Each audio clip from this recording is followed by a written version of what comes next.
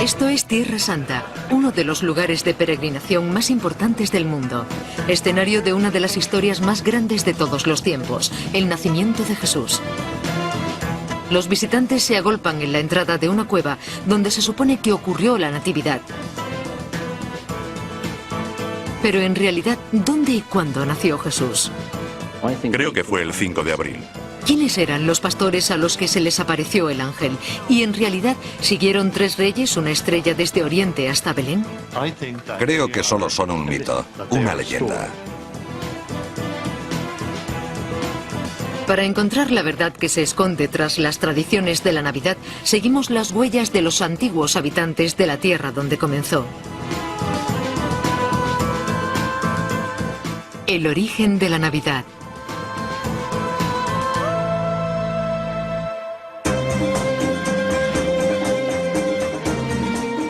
Para descubrir la verdadera historia de la Navidad y los milagros del nacimiento de Jesús, tenemos que viajar a las tierras situadas entre las arenas de Arabia y el mar Mediterráneo. Esto es Tierra Santa, donde los pasos de montaña conducen a pequeños oasis y los desiertos descienden hasta el Valle del Rift, donde el Mar Muerto descansa sobre el punto más bajo de la superficie de la Tierra. Una tierra de peregrinación y viajes rituales para los creyentes de las 3 grandes religiones, el judaísmo, el islam y el cristianismo. Para los cristianos es la tierra de Jesús. Ello le confiere un profundo significado espiritual.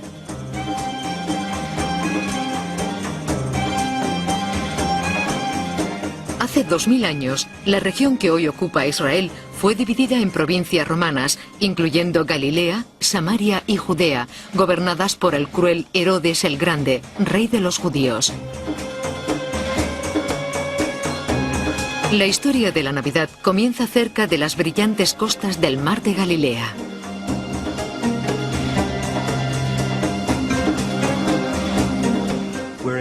Estamos en un territorio tanto histórico como místico.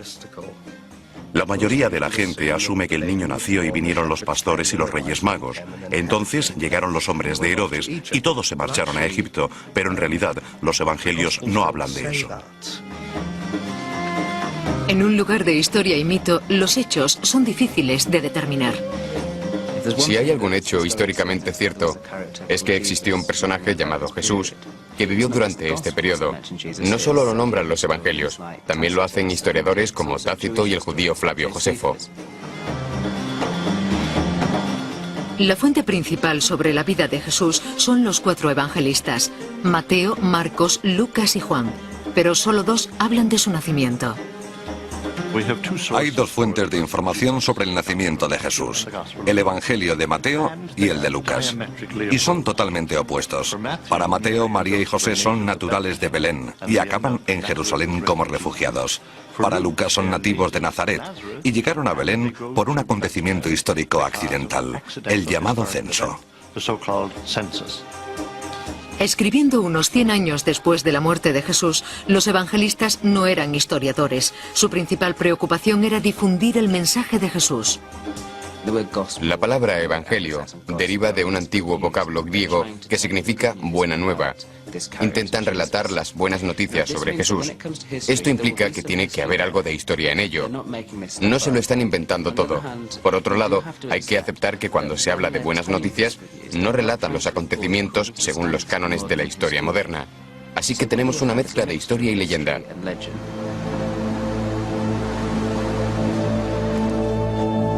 La historia nos cuenta que la vida en la época de Jesús era más dura de lo que sugiere la leyenda.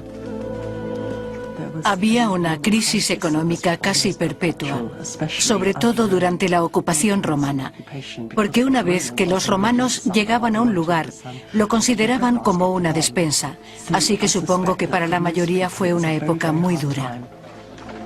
La mayoría judía odiaba la presencia romana.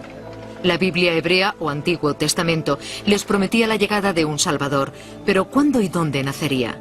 La tradicional historia de Lucas sobre el nacimiento de Jesús comienza a unos 130 kilómetros de Jerusalén, en la provincia de Galilea, en la pequeña aldea de Nazaret. De repente, este pequeño y oscuro lugar de Galilea es nombrado por primera vez y es una de las cosas más precisas de la historia, porque nadie habría inventado que el Mesías procedería de este pequeño y desconocido pueblo. Es como venir del lugar más insignificante y aburrido que se pueda imaginar.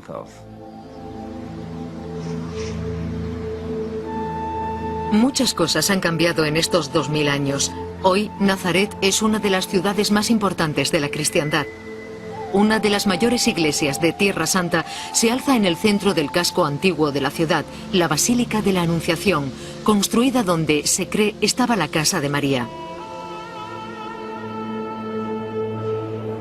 Bajo su torre se puede acceder a una cueva, el lugar exacto donde se dice que el ángel anunció a la Virgen María la llegada de Jesús. La Anunciación, la aparición del ángel Gabriel a una joven, María, anunciándole que concebiría un hijo sin relaciones sexuales. La virginidad de María es uno de los conceptos clave de la Iglesia cristiana y ha hecho de la Basílica de la Anunciación uno de los principales lugares de peregrinación religiosa desde el siglo XII. Para los estudiosos actuales, la idea de la virginidad de María causa polémica. Sin embargo, la Iglesia la aceptó desde el primer momento. Vieron que una historia era mucho más que un hecho. También es un mensaje y estaban más interesados en la verdad del mensaje que en los detalles sobre quién, qué y dónde. Estoy abierto a los milagros y también a las explicaciones humanas. Todo depende de cómo se juzgue, si la virginidad de María existió o no. Me refiero a que muchos estudiosos no pueden creerlo, así que lo descartan. Algunos creen que solo forma parte de la historia debido a un error de traducción. Hay una cuestión en los evangelios sobre si María era virgen o no, porque toda la teoría se mantiene o se derrumba dependiendo de la traducción de una de las palabras hebreas. Y existe un gran debate entre los estudiosos de la Biblia sobre si la palabra se traduce como virgen o como mujer joven, que es más apropiada.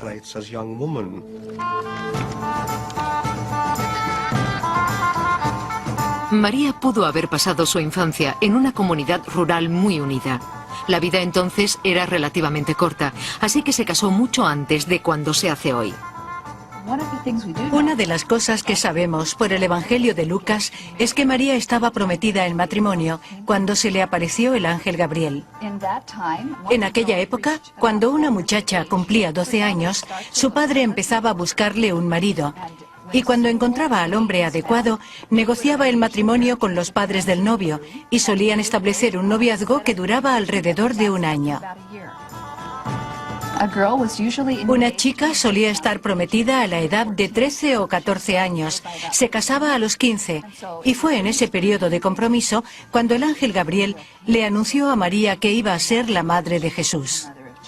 Difícil petición la de quedarse embarazada fuera del matrimonio, aunque fuera Dios quien le encomendara la tarea.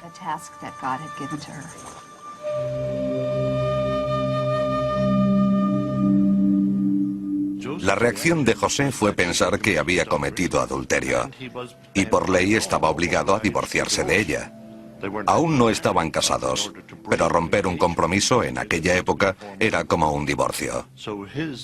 Su intención, como buen judío, era dejarla.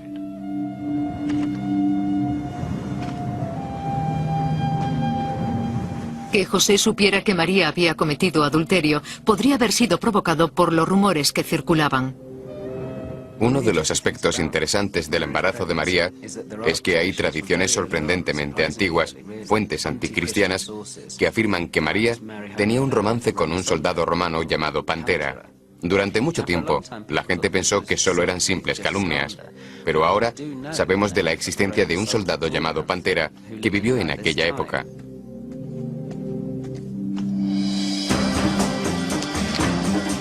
La vida de María estaba en manos de José. Hace 2000 años el castigo por infidelidad era la muerte por lapidación.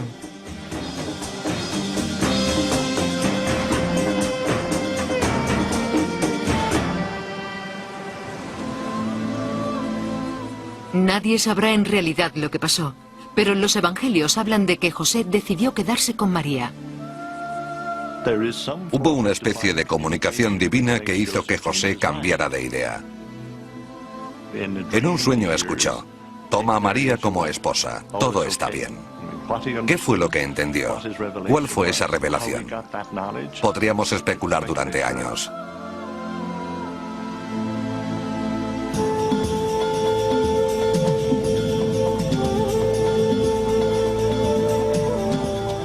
El siguiente capítulo de la tradicional historia de la Natividad habla de José viajando con María hacia el sur, hacia Belén, para un censo ordenado por los romanos. ¿Pero existió este viaje? Y si fue así, ¿qué ruta pudieron seguir? La más corta era atravesando la mitad del país, siguiendo la cadena montañosa. Pero esta era también la más peligrosa, porque suponía cruzar por el territorio de los samaritanos. Estos odiaban a los judíos y viceversa. La ruta más frecuente utilizada por los judíos desde Galilea hasta Jerusalén era pasar por el Valle del Jordán, y de esta forma el trayecto de Nazaret a Jerusalén o a Belén duraba un mínimo de 5 días o incluso 7. Tras caminar a lo largo del río Jordán, debieron dirigirse al oeste hacia Jericó y luego hacia Belén, situada a unos 13 kilómetros de la capital, Jerusalén.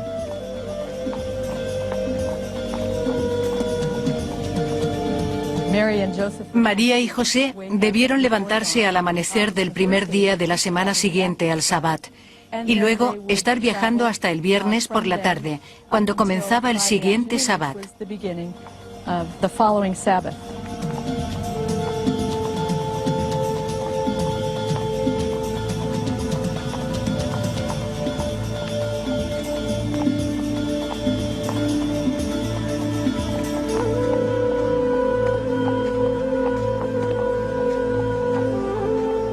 La imagen tradicional refleja a María montada en una burra guiada por José, pero hubiera sido demasiado insólito y muy peligroso viajar solos. Era muy peligroso y necesitaban reunirse en grandes grupos para protegerse durante un largo viaje. Viajaban con burros, en una caravana con mucha gente, no solos.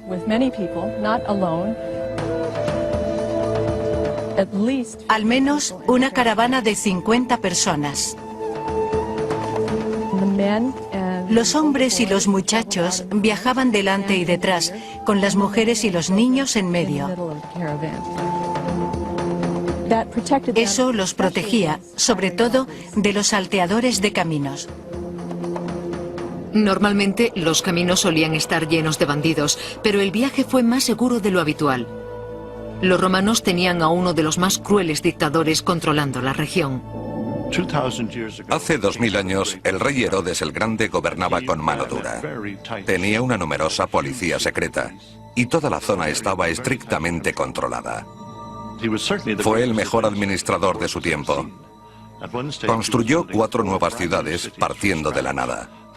Fueron terminadas a la vez en 10 o 12 años y bajo presupuesto. Herodes fue un gran constructor. Reconstruyó el templo de Jerusalén, del que hoy solo queda el Muro de las Lamentaciones. Es el centro de las plegarias judías. Muchos creen que tras él hay presencia divina. Sin embargo, Herodes también podía ser muy destructivo, celoso y peligroso, como María y José pronto descubrirían. Herodes era muy cruel. Se imponía por la fuerza y el terror. Probablemente tenía, como muchos pequeños dictadores, un leve complejo de inferioridad que tenía que ver con su nacimiento. No era enteramente judío y al verse como su rey se daba cuenta de que era tolerado más que amado. Para protegerse a sí mismo de posibles insurrecciones, Herodes construyó fortalezas para su huida, como esta, con forma de volcán, a la que solo se puede acceder mediante un túnel subterráneo. Y la fortaleza de Masada, un sólido emplazamiento excavado en una meseta rocosa. Como rey de los judíos, Herodes se encontraba en una posición bastante precaria. Estos querían deshacerse de los romanos, pero Herodes confiaba en Roma para mantener su poder. Vivía en el filo de la navaja. Miraba hacia Roma, veía su increíble poder y sabía que no había manera de independizarse de ella. Todo su mandato dependía de su consentimiento. De acuerdo con el Evangelio de Lucas, hacia el final del reinado de Herodes, los romanos ordenaron un censo, obligando a María y José a realizar el viaje desde Nazaret hasta Belén, un aspecto muy importante de la historia tradicional de la Navidad. Pero ningún archivo romano de aquella época registra algún censo, y el Evangelio de Mateo ni siquiera menciona el viaje. ¿Por qué una mujer embarazada atravesaría andando todo el país? Creo que María y José eran naturales de Belén. De ese modo Jesús nació allí donde vivieron sus padres. Pero, en mi opinión, no se trataba tan solo de dos padres y un hijo. Siempre se nos ha dicho que Jesús tenía hermanos y hermanas, y yo creo que eran de un matrimonio anterior de José. Algunos estudiosos sugieren que Jesús pudo haber tenido hasta 6 hermanos y hermanas, pero la historia tradicional sigue el Evangelio de Lucas, en el que María y José llegaron a Belén y buscaron un sitio para quedarse.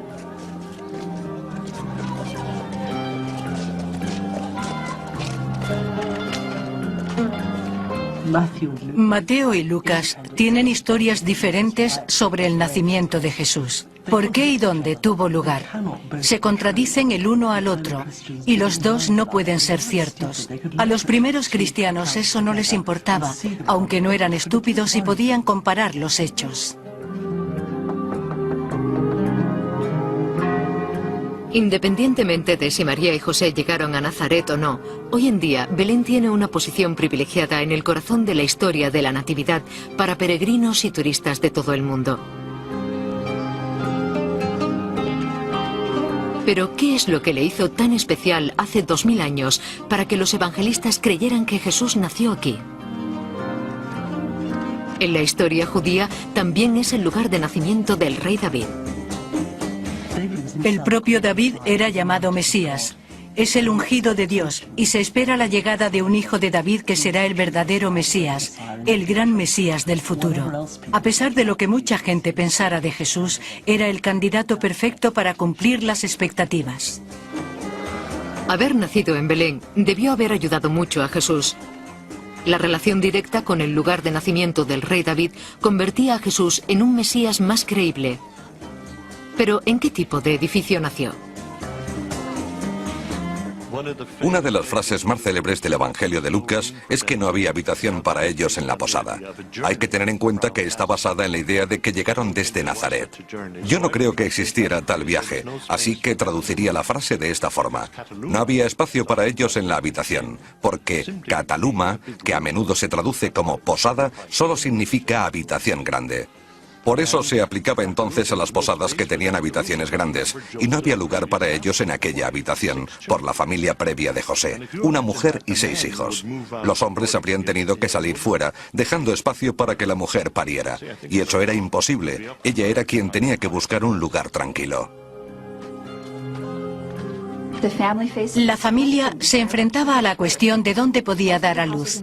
La mayoría de las casas de Belén, durante el siglo I, estaban construidas en las laderas de las montañas, formando terrazas.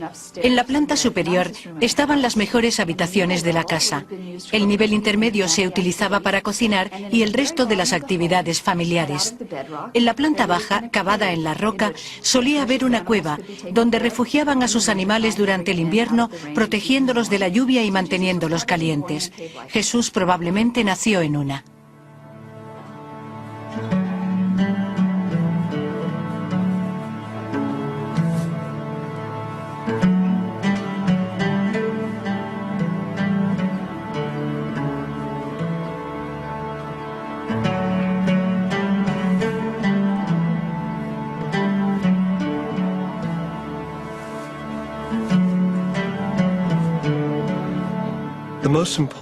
Lo más importante de la historia de la Natividad es que ese nacimiento ocurrió en realidad. Quizás un nacimiento milagroso, pero real, donde hubo una mujer, sangre, agua, dolor y agonía.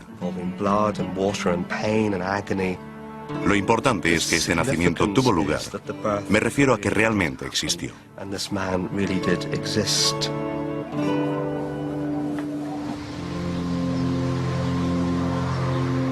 En Belén, la milagrosa historia de la Navidad forma parte de la vida cotidiana.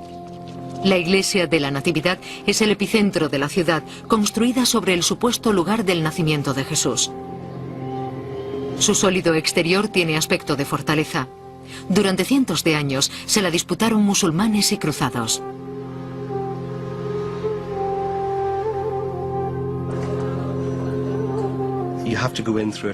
Hay que atravesar una pequeña puerta para entrar, que ha estado ahí desde la época de los cruzados. Se hizo así deliberadamente, para impedir la entrada a caballo, con intención de destruir la iglesia. Se percibe un sentimiento de humildad. Para entrar en este lugar sagrado hay que agacharse. Entonces se retrocede en la historia.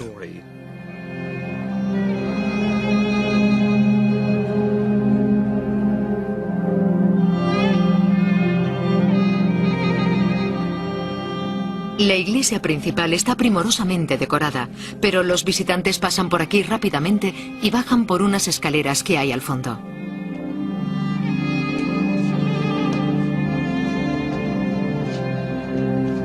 Al final hay una cueva que representa el verdadero corazón de la cristiandad, el lugar donde se piensa que María dio a luz a Jesús. Una estrella de plata con 14 puntas señala el lugar donde se cree que nació.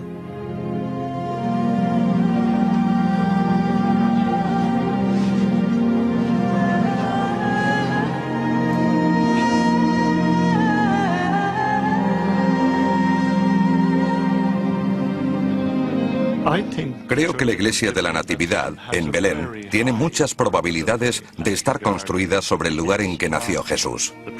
En primer lugar, consagra una cueva. Está situada bajo la iglesia. Es el centro de atención hoy en día y fue excavada en los años 60. Había vestigios de que fue utilizada para almacenar grano y para los animales durante el primer siglo antes y después de Cristo. La cueva comenzó a ser venerada muy pronto. Los peregrinos empezaron a llegar en el siglo II, pero hubo una explosión de turismo religioso en el siglo IV.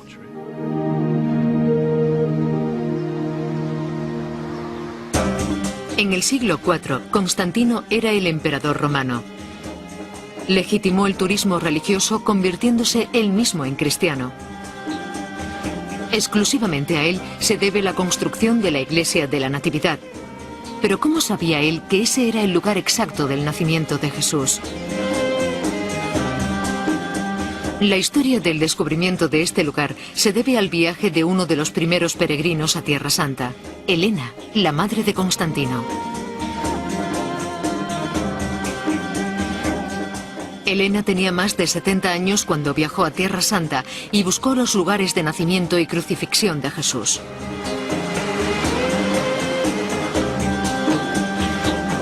El emperador Constantino envió a su madre, Helena, a buscar pruebas que verificaran la historia cristiana. Ella viajó por toda Tierra Santa y se estableció en este lugar.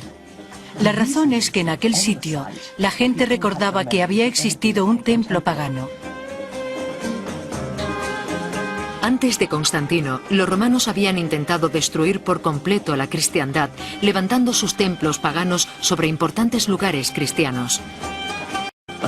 Un lugar cristiano donde la gente se reunía para rezar y recordar el nacimiento de Jesús era uno de los primeros candidatos a ser devastado para construir un santuario pagano en él. Así que Helena encontró el templo pagano y decidió que fue allí donde había nacido Cristo. Con la conversión de Roma, la cristiandad se expandió por toda Europa y los peregrinos comenzaron a viajar a Tierra Santa a miles. En cada lugar de importancia en la vida de Jesús hay un edificio que lo conmemora. La iglesia de la Natividad es el lugar donde comenzó todo. Hay algo bastante impresionante en el hecho de bajar las escaleras y entrar en la pequeña cámara. Es muy emocionante. Me refiero a que despierta la imaginación de la gente. Es un maravilloso lugar de peregrinación y rezo. Experimento un sentimiento de humildad al entrar en la cámara. Siento que piso sobre las huellas de los cruzados y los pobres peregrinos que lo dejaron todo en Europa para visitar Tierra Santa y que probablemente murieron en el camino de vuelta. Es una experiencia muy dinámica si pensamos en los anteriores visitantes. También hay algo agradable en el hecho de encontrarse bajo una enorme iglesia. No está en el lugar más alto y reluciente del altar, con muchas velas rodeándolo, sino que hay que bajar. Creo que es un buen indicio para descubrir la verdad sobre la Navidad, bajo el resplandor y el movimiento de todos los añadidos históricos. Muchos estudiosos creen que el añadido histórico de más importancia fue la actual fecha de celebración del nacimiento de Jesús. La celebración del nacimiento de Jesús es el 25 de diciembre y se debe únicamente a una decisión arbitraria tomada por el emperador Constantino. Quería que coincidiera con la fiesta pagana del Hijo Invencible de los auténticos vencedores. Esta famosa fiesta romana, que representaba la victoria de la luz frente a las tinieblas, fue elegida por el todopoderoso emperador Constantino como el día de Navidad. La cristiandad fue sustituyendo a la religión pagana del mundo antiguo. Tiene mucho sentido el hecho de hacer suyas las grandes fiestas paganas.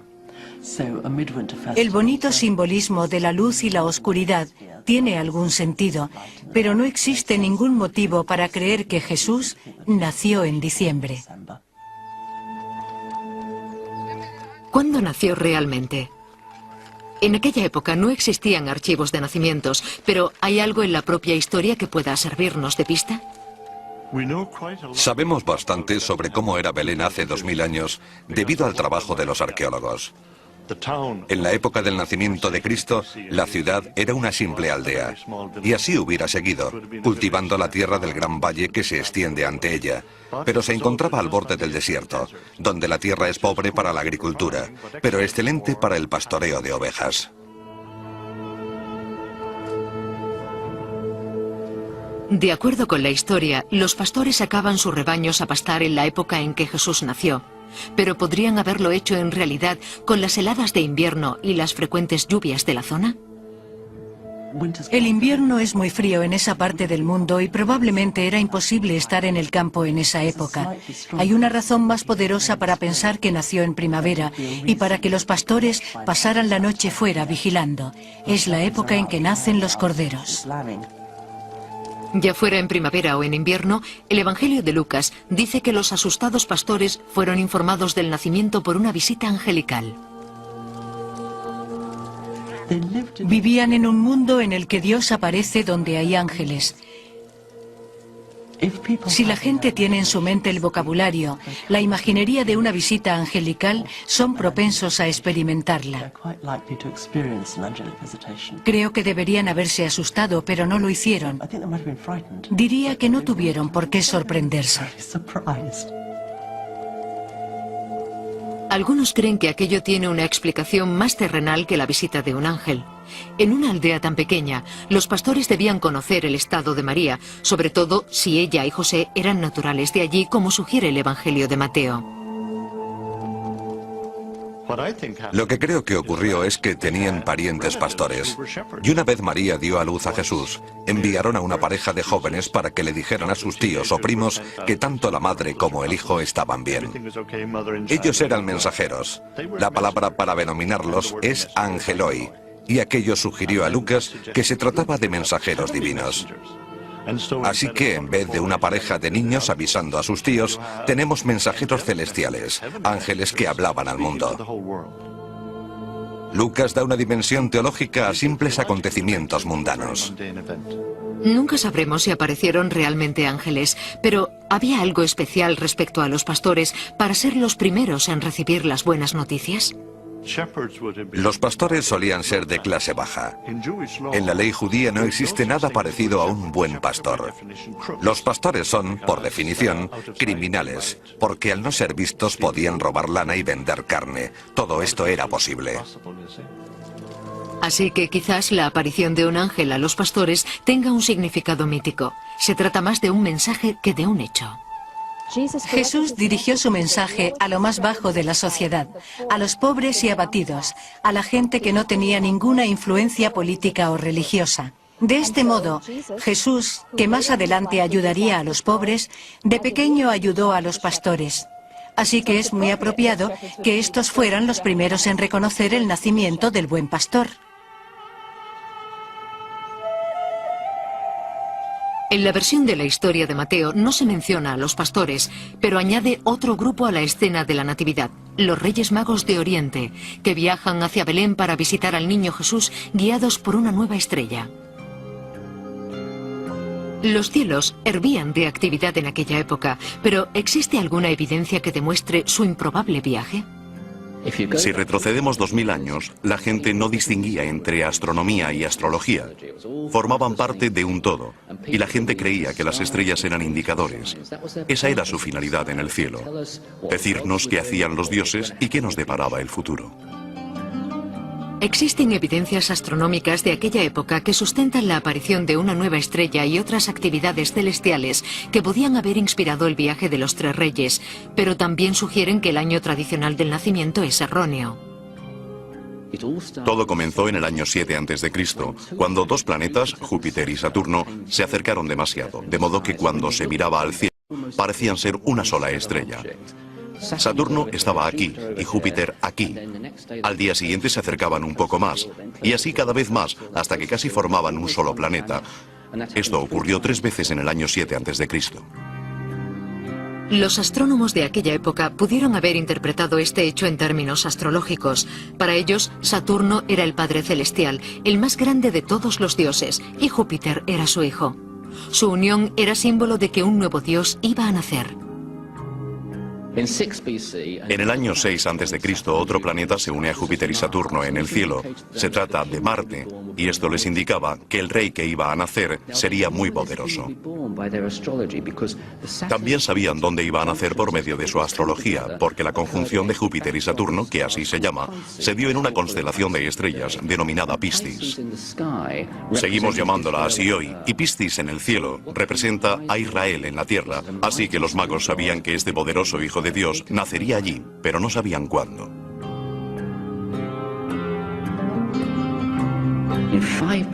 En el año 5 a.C. apareció un brillante cometa en el cielo. Un famoso astrólogo egipcio llamado Ptolomeo nos dice que si un cometa aparece por el este, significa que un hecho va a ocurrir en poco tiempo. Si aparece por el oeste, se retrasa. Y el Evangelio de Mateo nos habla de que los Reyes Magos siguieron a la estrella desde el este. Creo que vieron este cometa en Oriente, lo que significaba que el evento iba a tener lugar muy pronto. Así supieron cuándo marcharse.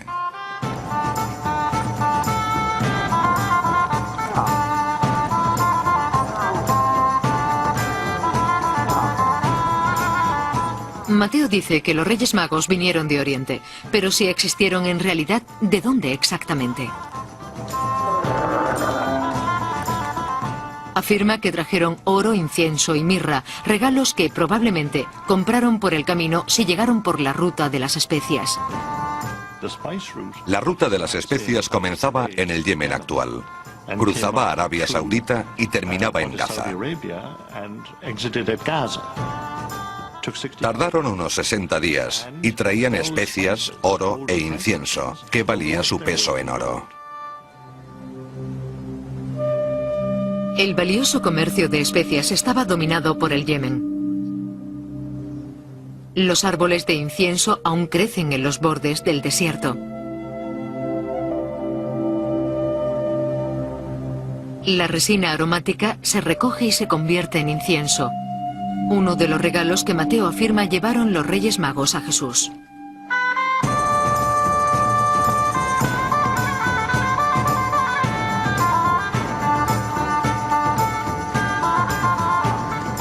Si venían del Yemen, quizás compraron otros regalos para Jesús a su paso por lugares como Petra, una ciudad excavada en la roca que era la más importante encrucijada comercial de Oriente Próximo.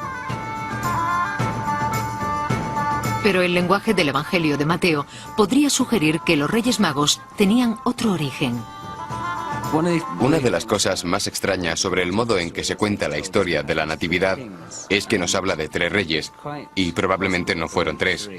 Y también que no fueran reyes, que es otro de los aspectos extraños. El número 3 viene del hecho de que fueron 3 regalos, oro, incienso y mirra. Pero Mateo no dice que fueran reyes, los llama magoi. Magoi es de donde proviene la palabra mago. Es de origen persa, por lo que probablemente vinieran de la zona de lo que es hoy Irán e Irak, conocida en la época antigua como Mesopotamia, cuya capital era Babilonia.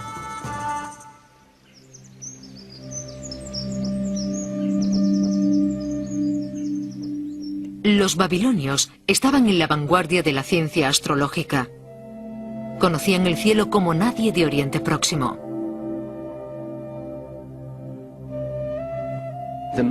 Los magoi, los magos, eran personas clave en la sociedad antigua. Eran especialistas en la observación de las estrellas y su interpretación. Eran los futurólogos de la alta sociedad. Existen textos de literatura antigua que hablan de magos que trabajaban para Nerón y para Herodes en el año 10 de nuestra era. Pudieron haberles predicho el futuro y ser muy bien pagados por ello. Seguramente estaban muy bien considerados en su sociedad. Los arqueólogos descubrieron estas tablas de arcilla a unos 50 kilómetros al norte de la antigua Babilonia, donde se describe la triple conjunción de Júpiter y Saturno en el año 7 a.C. Parece ser una predicción de algo que iba a suceder. Los astrónomos eran tan buenos que podían predecir estas cosas. Significa que era importante, o no lo hubieran escrito. Siguiendo el cometa desde Babilonia, los magos pudieron seguir parte de la ruta conocida como el Creciente Fértil. Bordeando el desierto de Arabia, su viaje hacia Judea debió tomarles menos de un mes.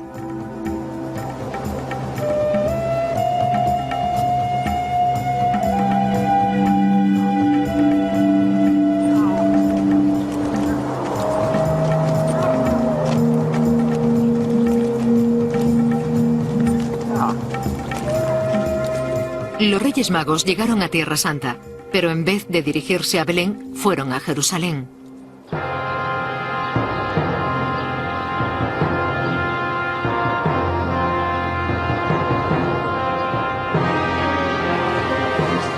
Quizás pensaban encontrar allí al Hijo de Dios, puesto que era la capital. O quizás visitaron el palacio para hacer una visita de cortesía a Herodes. Según Mateo, le preguntaron dónde estaba, quién había nacido como rey de los judíos, por el que habían visto la estrella en Oriente y a quien venían a adorar. Por cuanto sabía Herodes, ya había un rey de los judíos, él. Pudo haber ocurrido que pararan en Jerusalén antes de llegar a Belén para visitar al niño. Si fue así, pudieron contar historias sobre lo que habían visto en las estrellas, profecías que creían que tendrían lugar, despertando así los celos de un rey como Herodes. Herodes les dijo que se marcharan y que cuando encontraran al niño vinieran a decírselo para que él también pudiera ir a adorarlo. Lo que ellos no sabían es la ironía de que Herodes no le recibiría con los brazos abiertos, sino que haría todo lo posible para que su misión fracasara.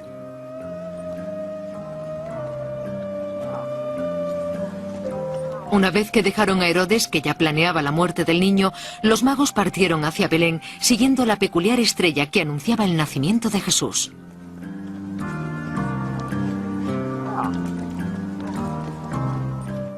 Y mientras viajaban a Belén, según el Evangelio de Mateo, vieron a la estrella frente a ellos que permanecía sobre el lugar en que Cristo había nacido.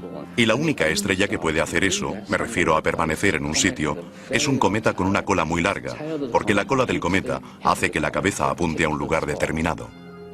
En 1858, un cometa de larga cola permaneció sobre unos edificios de París. ¿Pudo haber sido este el aspecto de la estrella de Belén a medida que los Reyes Magos se acercaban? El cometa es descrito en documentos chinos de la época como un cometa de cola muy larga que apareció en el año 5 a.C.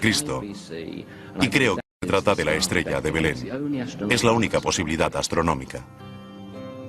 Entonces, ¿pueden los registros astronómicos darnos una fecha de la aparición del cometa y una idea más precisa de cuándo nació Jesús?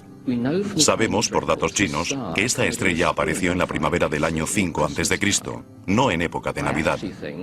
En realidad, pienso que nació durante la Pascua judía, porque el Evangelio habla de que no había habitaciones en la posada, y en esa época todos los hombres de Israel debían ir a Jerusalén y no tenían sitio donde vivir. Se quedaban en los alrededores, como Belén. Por eso no había sitio para ellos en la posada. Todo encaja, creo que nació el 5 de abril.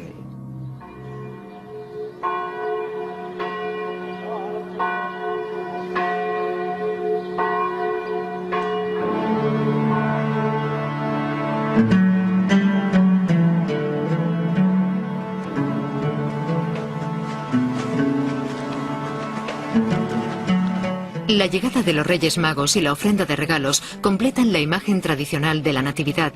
¿Pero existió en realidad? ¿Pudo haber sido más simbólico que otra cosa? El modo en que Mateo lo cuenta se hace eco de ciertos versículos del Antiguo Testamento, los Salmos y las profecías de Isaías, que hablan de reyes y presentes de oro e incienso. Los primeros autores del cristianismo utilizaban las escrituras para los detalles que desconocían.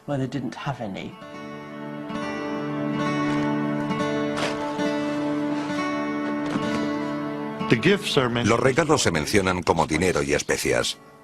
Para mí son tan solo un relleno de la profecía de Isaías, capítulo 16, donde se habla de que los visitantes de Oriente traen oro e incienso.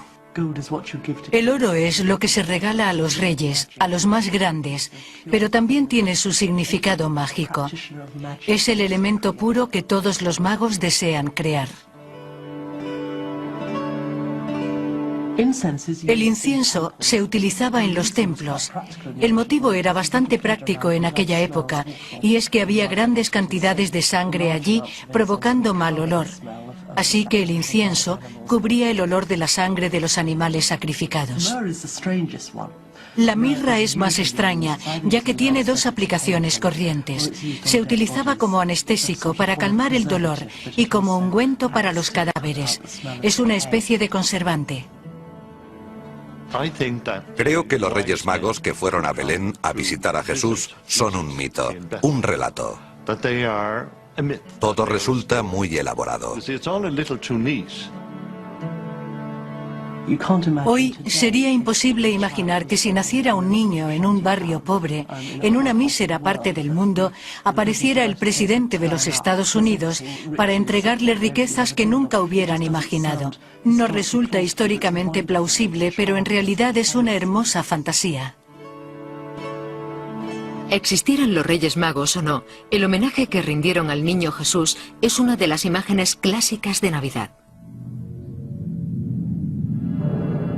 Pero la iglesia de la Natividad, donde se dice que tuvo lugar este hecho, oculta un oscuro secreto. En una serie de cuevas subterráneas yacen restos de cientos de esqueletos. Se dice que son todo lo que queda de los niños masacrados por Herodes. Los esqueletos huelen a mirra. Como todo lo relacionado con la historia del nacimiento de Jesús, estas cuevas son visitadas y veneradas.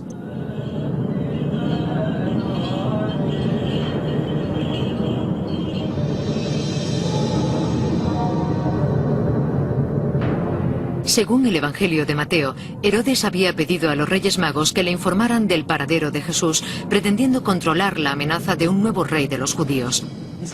Su posición de poder era muy frágil. Si era incapaz de mantener al pueblo judío razonablemente tranquilo, sería destronado.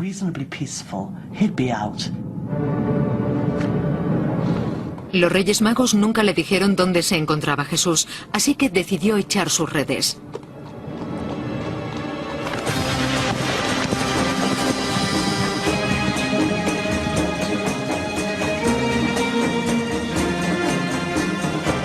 Envió soldados a Belén para matar a todos los recién nacidos varones.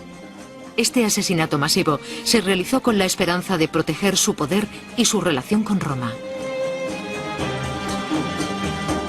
El poder de Roma era invencible. Era el más grande en aquella parte del Mediterráneo. Y si no puedes vencer al enemigo, únete a él. Según Mateo, José fue alertado en un sueño de que cogiera a María y al niño y escaparan de inmediato a Egipto. Pienso que la huida a Egipto mencionada en el Evangelio de Mateo es históricamente correcta, porque Belén, en la época del nacimiento de Jesús, era la aldea más temible de Palestina. Estaba llena de miedo y aprensión. La policía secreta de Herodes, cuya existencia se corrobora en los escritos del historiador contemporáneo Flavio Josefo, recorría toda la aldea vigilando que nadie incumpliera las normas. Nos los imaginamos como a los informadores de la Gestapo que se infiltraban en la sociedad. Todos sabían que a Herodes no le costaría nada arrasar la aldea. José y quizás muchos otros pensaron: vámonos de aquí hasta que este lunático se muera. Para mí, históricamente, no hay nada más probable. De acuerdo con la historia, Jesús escapó, pero hubo un baño de sangre en Belén.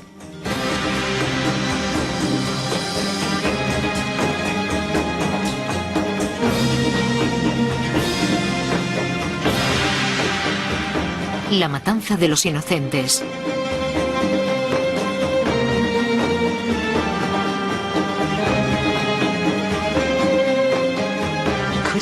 ¿Puede alguien ser tan cruel? ¿Puede alguien matar a montones de niños inocentes para deshacerse de uno en particular del que se está celoso? Lo interesante es que se trata del tipo de cosas que Herodes pudo hacer. La cruel reputación de Herodes está bien documentada. Incluso asesinó a 4 miembros de su propia familia. Pero pudieron ser enterrados los cuerpos de los inocentes en una fosa común bajo la iglesia de la Natividad. No creo que haya ninguno de estos inocentes enterrado en las cuevas bajo la iglesia de la Natividad. Es muy simple. Los peregrinos del siglo IV, faltos de sentido crítico, querían ver e identificar el sitio mencionado en los evangelios. Si hubiera niños muertos, deberían haber sido enterrados en algún lugar. Es favorable para el turismo de peregrinación tener a los niños muertos y el lugar de nacimiento uno junto al otro. 2 por el precio de uno.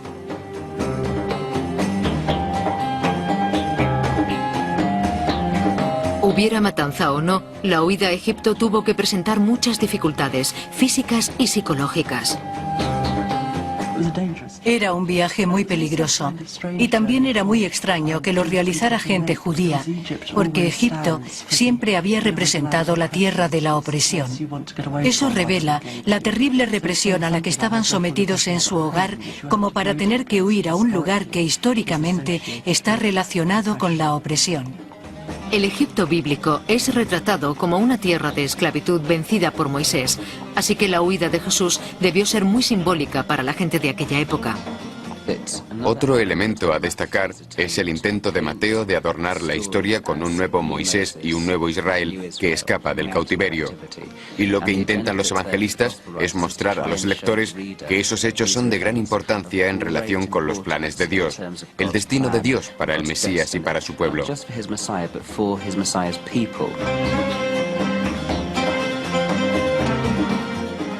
María y José huyen a Egipto y solo regresan tras la muerte de Herodes. La historia, que comienza con milagros y un niño en un pesebre, acaba con la huida del asesinato. La historia de la Natividad, sobre todo cuando se le aplica su verdadera dimensión real, es de gran importancia hoy. Quizás sea más importante que cualquier otro periodo de la historia, porque Jesús, siendo un niño, es forzado a huir de Belén, al verse amenazada su vida. En otras palabras, su niñez refleja la de muchos niños de hoy, obligados a huir por culpa de la guerra.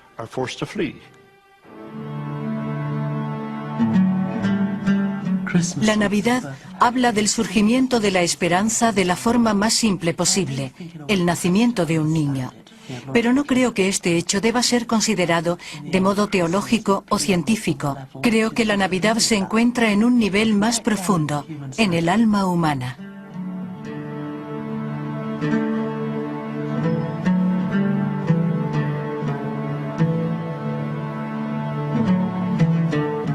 La historia de la Navidad tiene un lugar en el corazón de millones de personas. Cuando los peregrinos llegan a Tierra Santa, siguen los pasos de sus profetas y reyes. Aquí, la leyenda y el mito surgen de la raíz de una verdadera vida humana, que inspiró una de las mayores historias de todos los tiempos, el nacimiento de Jesús, el origen de la Navidad.